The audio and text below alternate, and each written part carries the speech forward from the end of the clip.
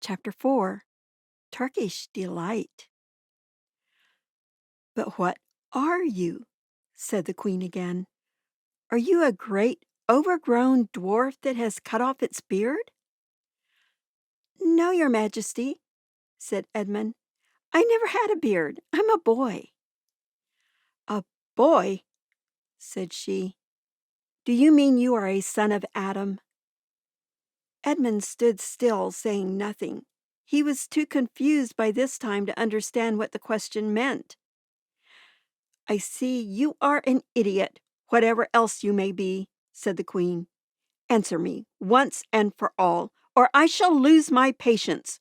Are you human?" "Yes, your majesty," said Edmund. "And how, pray, did you come to enter my dominions?" "Please, your majesty, I came in through a wardrobe." "A wardrobe? What do you mean?" I opened a door and just found myself here, your majesty," said Edmund. "Ha!" said the queen, speaking more to herself than to him. "A door! A door from the world of men! I have heard of such things. This may wreck all. But he is only one, and he is easily dealt with." As she spoke these words, she rose from her seat and looked Edmund full in the face, her eyes flaming. At the same moment she raised her wand. Edmund felt sure that she was going to do something dreadful, but he seemed unable to move. Then, just as he gave himself up for lost, she appeared to change her mind. "My poor child," she said in quite a different voice, "how cold you look. Come and sit with me here on the sledge, and I will put my mantle around you, and we will talk." Edmund did not like this arrangement at all, but he dared not disobey. He stepped onto the sledge and sat at her feet, and she put a fold of her fur mantle around him and tucked it well in. "Perhaps something hot to drink?" said the queen. "Should you like that?" "Yes, please, your majesty," said Edmund, whose teeth were chattering. The queen took from somewhere among her wrappings a very small bottle, which looked as if it were made of copper. Then, holding out her arm, she let one drop fall from it onto the snow beside the sledge. Edmund saw the drop just for a second in midair, shining like a diamond. But the moment it touched the snow, there was a hissing sound, and there stood a jeweled cup full of something that steamed. The dwarf immediately took this and handed it to Edmund with a bow and a smile. Not a very nice smile. Edmund felt much better as he began to sip the hot drink. It was something he had never tasted before, very sweet and foamy and creamy, and it warmed him right down to his toes. "It is dull, son of Adam, to drink without eating," said the queen presently. "What would you like best to eat?" "Turkish Delight, please, your majesty," said Edmund. The queen let another drop fall from her bottle onto the snow, and instantly there appeared a round box tied with green silk ribbon, which, when opened, turned out to contain several pounds of the best Turkish Delight. Every piece was sweet and light to the very center, and Edmund had never tasted anything more delicious. He was quite warm now, and very comfortable. While he was eating, the queen kept asking him questions. At first, Edmund tried to remember that it is rude to speak with one's mouth full, but soon he forgot about this and thought only of trying to shovel down as much Turkish Delight as he could, and the more he ate, the more he wanted to eat. And he never asked himself why the queen should be so inquisitive. She got him to tell her that he had one brother and two sisters, and that one of his sisters had already been in Narnia and had met a faun there, and that no one except him and his brother and his sisters knew anything about Narnia. She seemed especially interested in the fact that there were 4 of them and kept on coming back to it. "You are sure there are just 4 of you?" she asked. "2 sons of Adam and 2 daughters of Eve, neither more nor less?" And Edmund, with his mouth full of Turkish delight, kept on saying, "Yes, I told you that before," and forgetting to call her "Your Majesty," but she didn't seem to mind now. At last the Turkish delight was all finished, and Edmund was looking very hard at the empty box, and wishing that she would ask him whether he wanted some more. Probably the Queen knew quite well what he was thinking, for she knew, though Edmund did not, that this was enchanted Turkish delight, and that anyone who had once tasted it would want more and more of it. But she did not offer him any more. Instead, she said to him, "Son of Adam, I should so much like to see your brother and your 2 sisters. Will you bring them to see me?" "I'll try," said Edmund, still looking at the empty box. "Because if you did come again, bringing them with you, of course, I'd be able to give you some more Turkish delight. I can't do it now. The magic will only work once. In my own house it would be another matter." "Why can't we go to your house now?" said Edmund.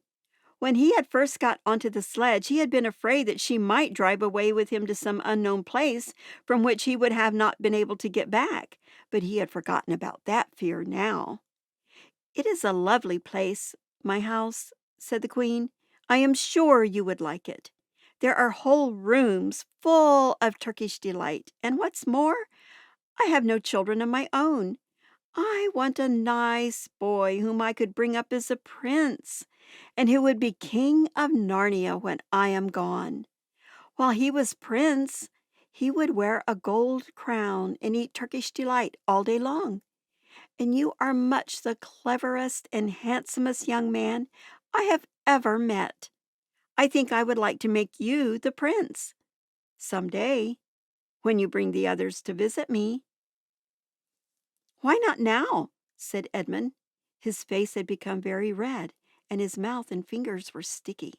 He did not look either clever or handsome, whatever the Queen might say. "Oh, but if I took you there now," said she, "I shouldn't see your brother and your sisters. I very much want to know your charming relations. You are to be the prince, and later on, the king. That is understood. But you must have courtiers and nobles. I will make your brother a duke and your sisters duchesses." "There's nothing special about them," said Edmund. "And anyway, I could always bring them some other time." "Ah, but once you were in my house," said the Queen, "you might forget all about them. You would be enjoying yourself so much that you wouldn't want the bother of going to fetch them. No, you must go back to your own country now and come to me another day, with them. You understand? It is no good coming without them." "But I don't even know the way back to my own country," pleaded Edmund. "That's easy," answered the Queen. "Do you see that lamp?" She pointed with her wand, and Edmund turned around and saw the same lamp-post under which Lucy had met the fawn. "Straight on beyond that is the way to the world of men. And now look the other way." Here she pointed in the opposite direction. "And tell me if you can see 2 little hills rising above the trees." "I think I can," said Edmund. "Well, my house is between those 2 hills. So next time you come, you have only to find the lamp-post and look for those 2 hills and walk through the wood till you reach my house. But remember, you must bring the others with you. I might have to be very angry with you if you came alone." "I'll do my best," said Edmund.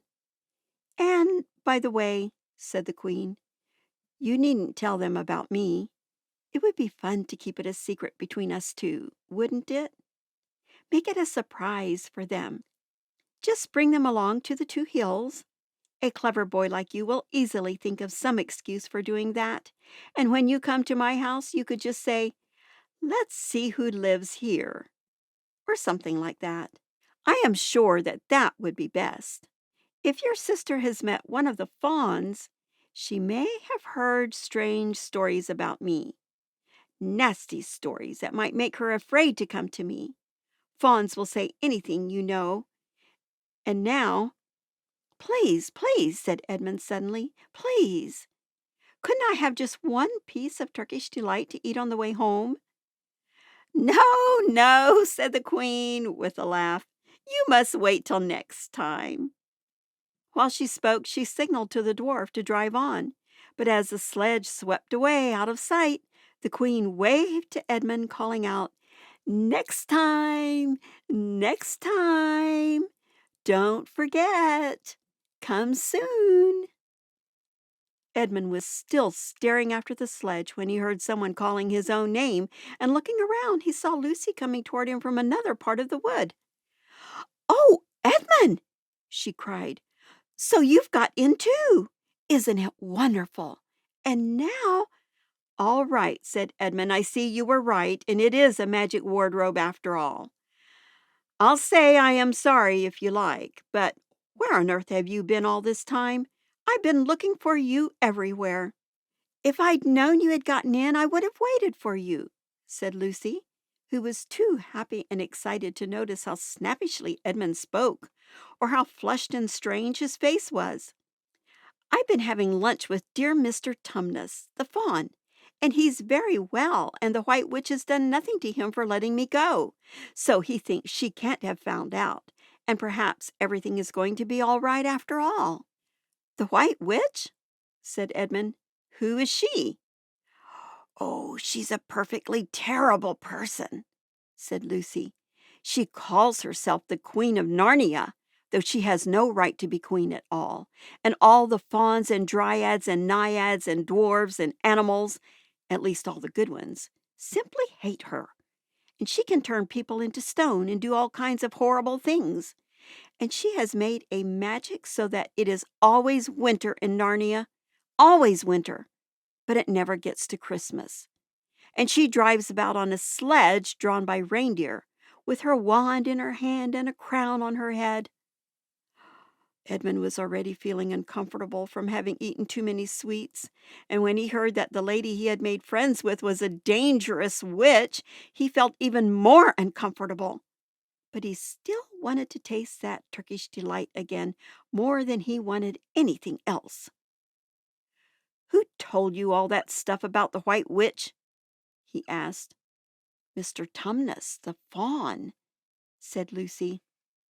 "You can't always believe what fawns say," said Edmund, trying to sound as if he knew far more about them than Lucy. "Who said so?" said Lucy. "Everyone knows it," said Edmund. "Ask anybody you like.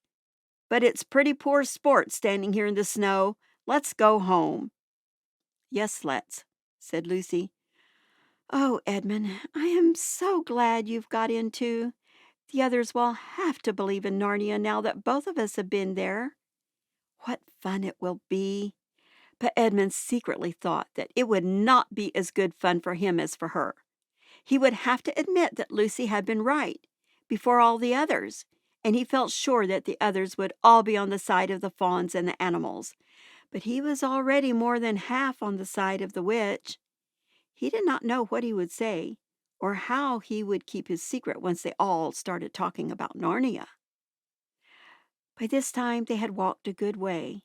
Then suddenly they felt coats around them instead of branches, and next moment they were both standing outside the wardroom in the empty room.